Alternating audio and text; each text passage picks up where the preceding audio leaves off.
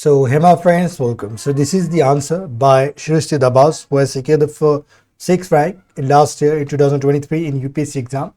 And this question is all about food security, its dimension, and India's status in it, means in food security. And we have to tell about like terms. Okay, India's status. What is India's status in terms of food security? And we have to also talk about the dimensions, and we will look how did she like handle this question. I'm talking about the Shrishti Dabas, and we will also see what was her approach and how did she like write this answer. If you are interested, you can watch this video, or else you can just go somewhere and you can just waste or invest your time. It's up to you. So I'll start the question now. So what are the different dimensions of food security? Dimension बताना है, क्या aspect है, क्या दूसरी चीज़ें हैं इससे, types है, मतलब टाइप्स मतलब डायमेंशन, एस्पेक्ट, पहलू, राइट. ओके, यानी हिंदी में आयाम. एग्जामिन इंडिया स्टेटस, इंडिया का स्टेटस क्या है in terms of ensuring food security. Okay, तो हमें इंडिया का स्टेटस भी बताना है किस सिलसिले में, फूड सिक्योरिटी के सिलसिले में, with regard to these dimension. Okay, मतलब इस डायमेंशन से रिलेटेड चीज़ें बताना है हमें. देखते हैं आंसर के जरिए समझ में आ जाएंगे हमें.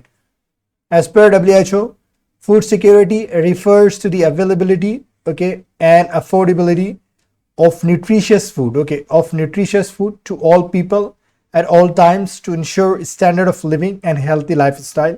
तो WHO के अनुसार क्या है, फूड सिक्योरिटी किसे कहते हैं?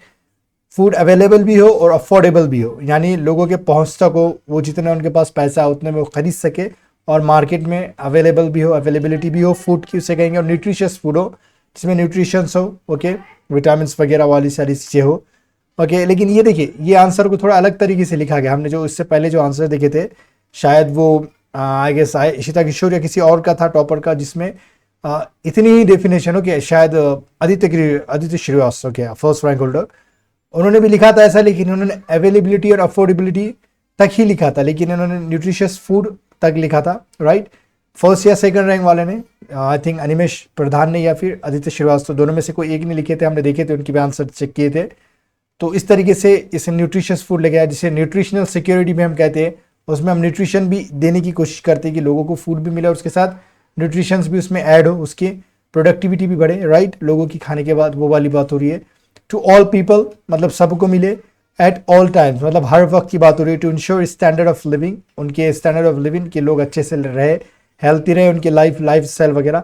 इस तरीके से इस आंसर को हैंडल किया गया. और आप यही देखिए, जब भी फूड सिक्योरिटी का है, इसे हम अच्छे से लिख सकते हो, कि इसे मेमोराइज कर सकते हैं और लिख सकते हैं. अब उसके डायमेंशंस वगैरह लिखना है हमें. डायमेंशन देखिए, अवेलेबिलिटी था, एक्सेसिबिलिटी था, अफोर्डेबिलिटी और यूटिलाइजेशन. अवेलेबिलिटी यानी मार्केट में वो चीज़ रहे, प्रोडक्शन इन फार्म्स. ओके, जब फार्म्स में होगा तो लोग वो बिकने के लिए या फिर दुकानों पर रहेगा, राइट.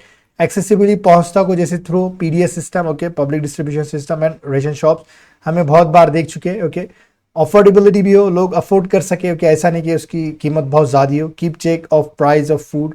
ओके, तो हर बारी को क्या करना है, हमें चेकिंग करते रहना है कि प्राइस की मार्केट में कितनी बढ़ रही है, घट रही है फूड की प्राइसेस वगैरह.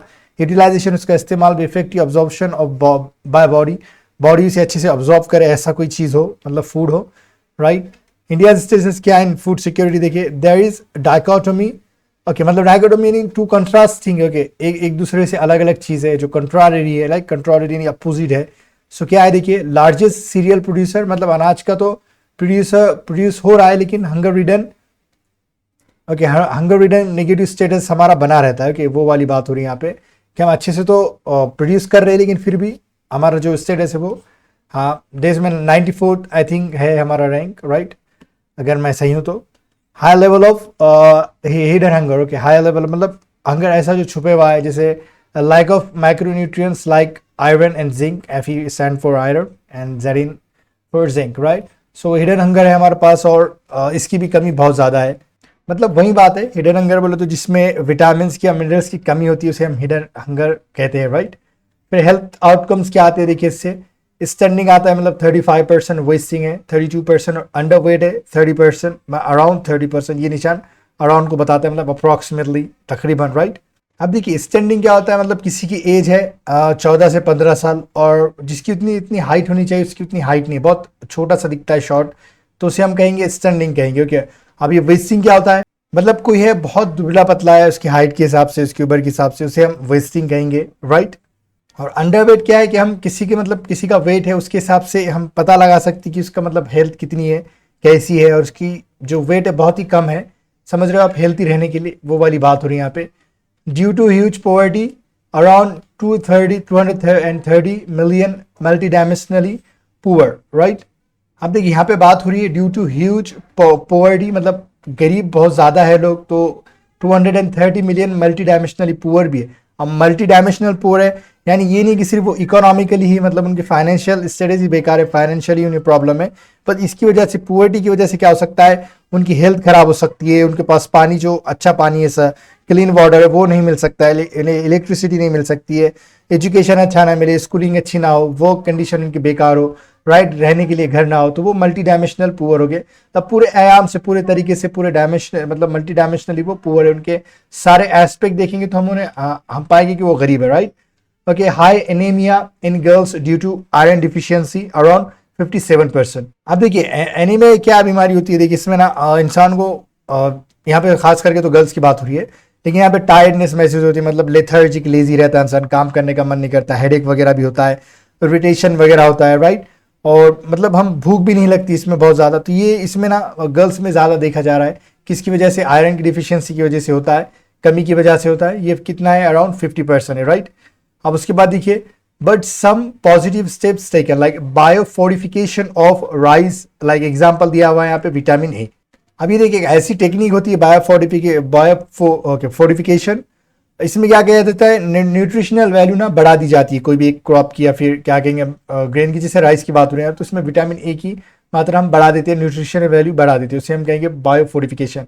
पीडीएस सिस्टम और एमएसपी क्या करना है, system to ensure food availability, तो इसको भी हमें क्या करना है, लागू कर सकते हैं, वैसे है ये हमारे पास। Okay, India is successfully bringing out 415 million out of poverty in 15 years. Okay, so India ला रहा है, मतलब इतने लोगों को बाहर ला रहा है पॉवर्टी से 15 सालों में। Hence we are in the right direction to ensure स्वस्थ Bharat, healthy India. Okay, so हम अभी right direction में हैं स्वस्थ भारत के, healthy India के। So okay, so this was the video, and if you have learned something, if you got to learn something, what you have to do, you just have to let me know in the comment section, and in return means after learning you can just like hit the like button if you really want to, otherwise it's up to you. And thanks for watching this video.